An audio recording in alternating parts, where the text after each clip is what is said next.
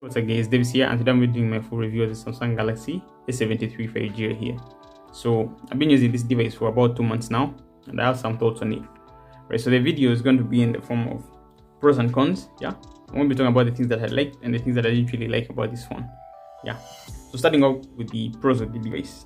So the first pro is the display on here. The display is really good. So you have a 120Hz 6.7-inch AMOLED display, which is really good, sufficiently bright outdoors, at least for me. And haven't really had a lot of issues with this display, but it's not perfect though. And one of the issues that I've had with it is image retention.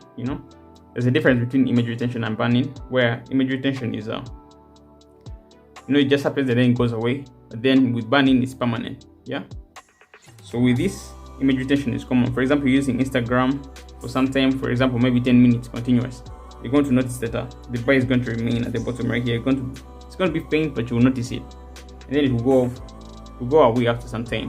But yeah, it's unsettling, to see that kind of thing, retaining images in the background. It's not really good. Yeah, that's the only downside of the display, but otherwise really perfect. It's flat, just like I would love it to be for me. I know some people like the curved displays, but yeah, I really love these flat panels. Yeah, so that's the first pro, which is the display. Really nice, not a lot of issues other than image retention. Yeah, the other pro that I'm going to talk about is the cameras. The cameras on this phone are really good. Yeah, they're not exactly exceptional. For me, in my experience, I don't take a lot of photos outside of recording these videos for YouTube and all that, so it has been sufficient for me. I haven't really had issues. When I need to take photos, it has been good enough. Yeah, with the 108 megapixel main sensor, really good. Yeah, the ultra wide is also solid. It's not the best I've seen, but yeah, the cameras on here are just okay. They're not the best, but they're okay. You don't have issues with them. My experience has been good enough to do whatever I wanted to do. Recording videos, taking photos. Yeah, for the most part, I'll say that the cameras are okay, but I don't buy this one expecting the best or the best camera performance. Yeah, I have to remember that it's still a mid-range device. Yeah. The other thing that I want to talk about in the pro section is the speakers. I think this is one of my favorite features on this phone. It has stereo speakers, and I think they're some of the best, if not the best, mid-range speakers that you can get on the phone. Yeah. Now, in the price segment of this phone, there are very many good phones, but I think speakers on this phone are really, really good. Yeah, some of the best I've had, and I have some videos comparing it to like the A53 and some other devices, so you guys can check them out on my channel. I was comparing it to the A53. They're quite similar, but I think this one has an edge. Yeah, speakers on this are really good, one of the best, and I think it even beats out some of the flagships from Samsung itself. Right, so one of the other features that I really love about the A73 5G is the battery life. I think the battery life on here is really good. You have a 5000 mAh battery and 25-watt charging. Yeah, the charging is not really the best. Yeah, right now phones are charging at 120 watts, even beyond that, but yeah, for the battery life, I can see it's just very good.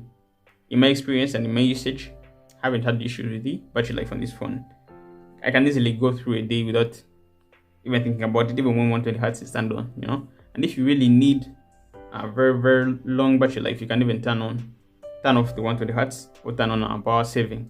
That will give you maybe an extra hour or two, of battery life. But yeah, for the battery life on this, really good. I haven't had any issues for the time I've used it. Yeah, and then I think that I like to talk about with this is the software among the pros. The software on this is really good, and right now it's already running One UI. It's already running One UI. It's already running One UI 5.13, and yeah, I think it's really nice. You have all the One UI features and nothing missing on here. You have all the features of One UI that you would love on Samsung Galaxy A13. Yeah, One UI 5 already here. Maybe the only downside with the software is the fact that this phone receives updates quarterly, so you're not going to be getting security patches as often as you would get on, for example, the A53 5G or the flagships. So yeah, that you should know when you're buying this phone. You get software updates like the security patches quarterly, not like every month like the A53 5G does. Yeah, so that you should be aware of. But otherwise, the software in here is good. You don't have a lot of errors or glitches or anything like that, or bugs. For the most part, it's been okay for me. I haven't really noticed any bugs so far. Yeah, so for the most part, it's really been good for me. Yeah, so that's about the software on this phone. Really good. Yeah, the other thing I want to talk about is the performance. The performance on here is mostly solid. You know, they have this Snapdragon 778G, and it's mostly sufficient for most things.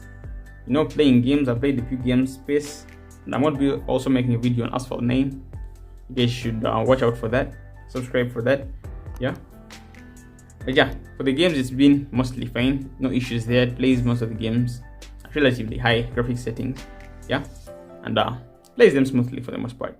Yeah, but the only downside of this chipset is video editing. When you're editing videos, you can only do up to 3 layers of 1080p in most of the applications I've tried out.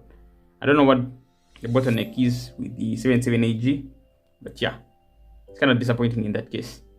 So yeah, on the side of video editing, it's kind of disappointing, but for playing games and other simple tasks, day-to-day tasks, it's really okay. Yeah, for the performance. Yeah, so that's about the performance of the 778G in the a73 5G. So for the performance, I'll say that it's mostly fine. Yeah, and the RAM management is also very good. No issues there. So talking about the build quality as well, that's one of the other things that I really like on this. Yeah, I like the fact that you know, the sides are kind of flat. Yeah, not really like entirely flat, but I like the fact that the front and the back are flush. You know, with the edges.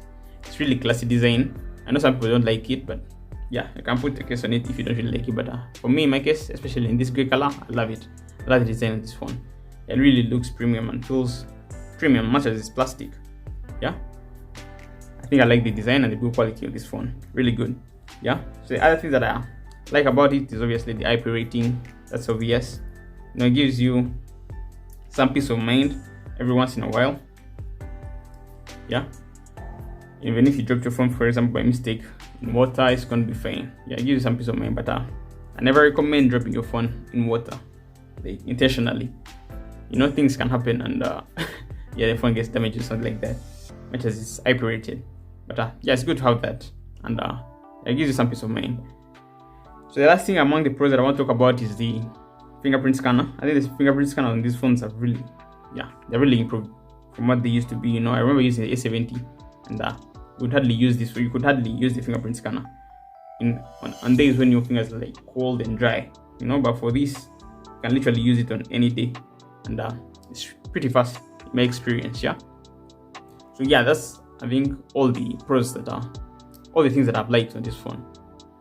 Yeah, that's it for the pros. Close it off with the fingerprint scanner. Yeah, now we're going to move on to the cons, the things that I didn't really like, and there aren't a lot of them. Yeah, so the first con is going to be the haptics. So the haptics on it are not really good. For example, if you're typing out something and the phone is lying flat on, for example, on a table, you know, you're going to have literally no haptic feedback. It's going to be like the vibration motor is off or something like that. Yeah, because of the fact that yeah, the haptics on this are not really very good. They're not precise at all.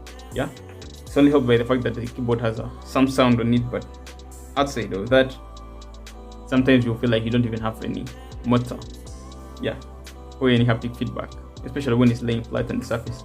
Yeah, that's about the haptics. They're not the best. Yeah, sometimes could have done better, really, because I mean, even cheaper phones like the Xiaomi Redmi, the 10 Pro Max has something better. It's not the best, but yeah, something better. And it's Z-axis motor. This one, I don't know what it is. Not really good at all. Yeah, the other thing that I don't really like about this phone is the price. Yeah, I think this is it's gonna be the sticking point for most people. Yeah, the price on this phone, it's too expensive for what it is. You know, I mean, if you put the price aside, it's a very good phone, but I wouldn't recommend it for the price that it is sold at. You know, it's really expensive, especially for this 256 gig variant of it. You can get really good phones for the same amount of money. You know, the only advantage you're going to have is that you're going to get, like, for example, software updates for longer. But imagine in 4 years' time, with the 778G be relevant, really chipset in this phone, so might as well just buy a used flagship, for example, something like the S21 Plus. That's going to be a very much better phone. Yeah, so the price, yeah, is one of the worst parts of this phone. Yeah. And then the other con that I talked about already is the video editing. Kind of disappointing. I think that's all for the cons that I noticed with this phone. Not a lot of issues for me. Yeah, so for the cons, it's the haptics and the price and the video editing. For the pros, the display, the camera, speakers, battery, and the software, the performance, the build quality, IP rating, and the fingerprint scanner. So yeah, that's it for the video guys. I'll catch you guys in the next video. Peace out.